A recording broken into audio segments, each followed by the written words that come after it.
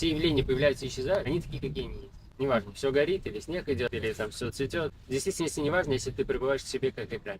Рай и есть ты. И он вот как раз таки в этом моменте и просто вот пребывание с собой. Все, тогда тебе не важно, где ты находишься и что там происходит. Вот мы сидим, над нами, там, не знаю, дрон летает, музыка, кто-то что-то шумит, и неплохо сидишь, а оно ничего не отвлекает. Я не знаю, ты успела заметить? Достаточно не особо отвлекаетесь на что. Да, кстати, Ничего не раздражает особо. не Вот. раздражает. Если, а далее, если кого-то раздражает, начинаешь видеть, кого это раздражает. Начинаешь видеть, что ему кажется, что что-то не так, а ты видишь, что нет, все так, все так и должно быть. И все. И тебя не раздражает тот, кого что-то раздражает. Ты просто есть. Ты пребываешь в своем этом, а оно проявляется, как оно проявляется.